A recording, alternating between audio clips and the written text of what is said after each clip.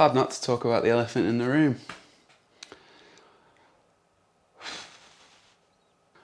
While I'm thinking about it, I just really wanted to get this tip out there, this tip for creating really good, saleable product photography.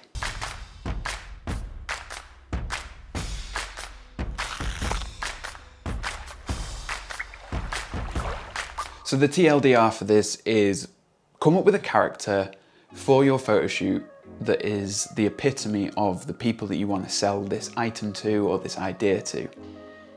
But first, let's talk about the elephant in the room. We're midway through, we're some way through lockdown at the moment. We're some way through, I mean, at least in the UK, we don't know when it's going to end. I just want to kind of briefly go through what has led up to this point. Back to the start. I started this channel because I wanted to get better at video, because I'd started a photo and video production company, basically. It was mainly photo at the time, but I wanted to get better at video. And this channel has basically been a really weird, eclectic mix of stuff from my life and the building of my business. That's why I've carried on doing it. That's why I like doing it. The fact that it's really eclectic, you know, a couple of weeks ago I was talking all about building a Hackintosh, and I've also done stuff about the great outdoors. It's really all over the place, and I think that's probably why I've not got, you know, really good growth on this channel. Nearly at 7,000 after only 4 years. But I don't care about that, not really anyway. I mean, it'd be nice, you know, it'd be nice to find a way to make this pay, but it doesn't. But I do really enjoy making this stuff. I really enjoy making videos, and I kind of had this idea at the start of the lockdown in the UK that I was gonna like document how that was affecting my business and do loads of videos about how to get through this and be sane on the other side. Unfortunately, anything I started felt either like I was boasting about the work that I did have, even though I didn't have like loads or at some points any, or it felt really depressive and really like, oh, woe is me. And I just didn't want to put anything like that out in the world. So I'm just gonna sum it up briefly before I start this video off properly. The way it went for me is the first week or so, I was just finishing off work that I already had, you know, stuff that was already shot, stuff that I was just editing. I was editing that at home, obviously. I work from home. I mean, have I spoke about that? Probably should. I work from home. I have a studio at home, which is a blessing, an absolute blessing. So I was finishing that off. Obviously, a lot of work that was based on going to places was postponed or cancelled. And, you know, at first I was like, okay, whatever, we'll see what happens. And then came the period of kind of nothing. And I was like, this is okay. I'm just gonna use this time to invest in myself. I'm gonna build some skills that I've been meaning to build. I started learning 3D animation, and I've really enjoyed that. But then you kind of get to the point where it's like, where's the money gonna come from? And so at that point I started looking for work. I started looking for as much as I could get, and that kind of backfired. So I spent a couple of weeks with nothing to do, and then everything came at once. And that's great. I've spent the last 2 weeks being really busy. Luckily, there's a lot of product stuff that I can do from home. There's some other kind of bits of video that I can do from home. That's great. But it meant that I was kind of swamped for a bit. There was one day in there, we'd run out of coffee, and I just couldn't creatively process what was happening, and I just kind of lost it a little bit. And I'd stayed up too late the night before trying to finish off a photo shoot, and I still had a little bit more to do, and my brain was just completely fried, and I thought I was getting really sick. And it turned out it was just coffee withdrawals, because then the next morning we went and we picked up a bag of coffee that we'd ordered, a nice kilo bag from Foundation. Beautiful interaction with the lady who was giving out the coffee when we went to collect it, and she gave us some free batch brew, and I had that, and it was like headache gone, everything felt better, like literally felt like there was more clarity in my vision, like my literal eye vision, not like creative vision. And things just, I don't know, things just snapped back into place. And I think It was a little bit to do with the coffee, but a lot of it was in my head. This like nice interaction just helped out as much as the coffee did. So I got back to it. I got back to work. And then there was this thing that just I do that I don't think anyone ever taught me. I just kind of think it evolved naturally in my workflow, came about. And that's the thing that I want to talk about today. I want to talk about it at some length. So what is it? So when you're doing a photo shoot for a product, what you're probably ultimately doing is creating imagery to help sell that product. And that can be as direct as actually selling a product, or it can be like a recipe. Someone wants to sell the idea of a recipe, they want people to actually create that food. You need to sell that idea. Simple, right? Like, how do you do that? Like, break that down. What are you actually doing? Well, you need to understand the end consumer. You need to understand the person who's actually gonna look at this and go, yeah, I want that, or I want to do that.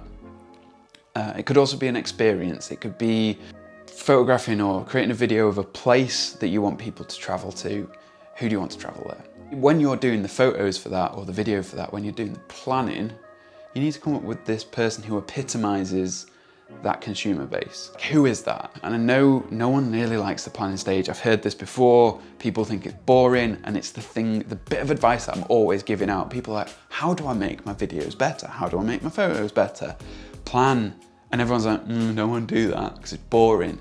Yeah, okay, maybe it seems like the most boring part of it, but it's gonna save you time. It's gonna make the end product better. Just deal with it. So it's part of the planning stage. What you want to do is you want to create this person who epitomizes the audience. You want to create the prime example of who you're trying to sell to. And sometimes the client will help you with that. So the client that I'm working with at the moment, in the brief they sent over, one of the setups, they outlined the kind of person that this was aimed at, the kind of person, the kind of vibe for that setup. And it was a young creative who's working with pencils and paint, that kind of thing.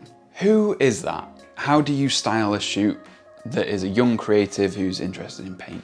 Put the notebook in this case down and you put some paints down and you're done. You probably could get away with doing that. You probably could get away with just like throwing stuff at it and seeing what works and hoping for the best. Trial and error, basically. And that's fine. Like, a lot of people, I'm sure, go about it that way. But there's a much better way to do it. And that's creating this character. That's what I did for this. And how did I do that? Well, you start with a basic idea. I found the best way to do this for me is to look at Pinterest. What Pinterest does, and Pinterest, if you're a photographer, you should probably be using Pinterest. It's a really great way to search, and that's its primary use, and it's a really powerful search engine for images, and you can save them and you can share them with your client and you can work back and forward, and that's really great. But one of the things that's really powerful is that you can then click on that image and look at the back end. Look at where that image came from, who posted it originally. So what I was doing, I started with the idea of contemporary watercolor. I've got no idea what contemporary watercolor looks like. Hopefully Pinterest does. And it does, obviously it does. And so I created this board and I got together different examples and I was like, okay, so it's lots of abstract, beautiful peaches and muted greens, and they're in circles and they've got pen over the top of them, and that's really interesting. I really like that. So I looked at who was creating these, and I looked at it, and the majority of the people creating that, they were young women. They were posting on Instagram, and this gave me a really good way to look at what kind of stuff they had on their desks, the environment that they were creating these in. That's a great starting point. So in my head now, I've got a young creative woman. She loves watercolors, looking at plants, very natural tones, things like that. And then you've got to think about what the product is and how does it interact with this person. So in my case, I'm looking at this travel journal. How does this person use a travel journal? Well, they're probably traveling around. Maybe they like to focus on, what do you look at when you travel? One of the things could be buildings, interesting shop fronts. There's another search to do on Pinterest. And I found these watercolors of frontages of shops. So I mixed these two things together, This person now in my head is a young woman. She's got this notebook, she's traveling around, she's looking at shop fronts, she's sitting in cafes, she's doing a little bit of watercolor, she's maybe then taking that back to a desk and she's building palettes based on that. Great. What does a desk look like? What other things does she have on it? Well, that's when you kind of go, okay, so what's a desk look like? Well, a lot of what I saw was like nice, light, plain wood. That was one of the things I tried to do. Luckily, I had a backdrop that I've made before, which is basically just made out of big bits of lumber, which I cut into lengths and painted black. Handily, on the other side, it was bare. What I did then was I set that out, laid it out as a desk, and just kind of started messing it up with some watercolors, just dipping different colors and flicking at it, and it worked out really well. It's this beautiful, bright, messy, but like evocative piece of backdrop. And so then you've got that, you've got the product, you've got the watercolors, you've got the bits of reference material that I created, the bits of like art, which I kind of muddled through creating based off what I'd seen on Pinterest. But then you also need the extra stuff. Like what else would this person have on their desk? Well, they'd have, you know, water with some paintbrushes, maybe they'd have some bigger tubes of paint, some of those, that's handy, put them on. Maybe they'd also have some photos for reference, and the kind of muted tones that this person's after, I feel like are things that you would find in old photographs. Maybe photographs that your grandparents would have taken. So maybe they've got pictures of buildings, pictures of travel that their grandparents taken. This kind of nostalgic but also aspirational travel photography, basically. Stuff that happened in the past and looks beautiful and is like kind of amateur but just really great. So I found some of that, some pictures that my grandparents had taken on their travels, and I put that in the shot. That's kind of how I created this shot. I really like how it turned out. The client really likes how it turned out. And I think that that was so much easier to put together and so much more straightforward, just better informed because I'd created this character. As I said, this works for travel, you know, who is the kind of person you're thinking of when you're trying to sell this travel idea? Who is the person you're thinking of when you're creating this recipe? What do you put in that shot? What are the bowls? What are the background? What's the lighting like? So that's the other thing, the lighting. This person's painting, it's gonna be bright. It's not a dark, moody, low lit scene, is it? Because this person needs light because they're painting. So I hope this has helped. I hope this is something that you can now consider. Obviously this is a niche, you know, it's product photography, it's food photography, maybe it's travel photography. Should we be talking about travel at the moment? Oh, it's a bit of a touchy subject. Some people really against talking about it. I'm fucking loving looking at camping videos. Honestly, as soon as I can get out again, I'm going camping, and I'm going camping a lot because I just want to be out as much as I've been in.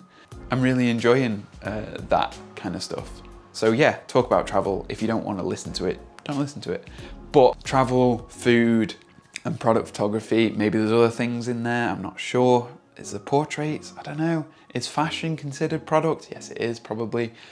This is, you know, it's a niche, but it's something that if you're into it, then maybe this will have helped. If you want to hear more ramblings from me, more things of this nature, more in my pursuit of creating a life and a business for myself, then subscribe, like this video, and I'll see you in the next one. Laters.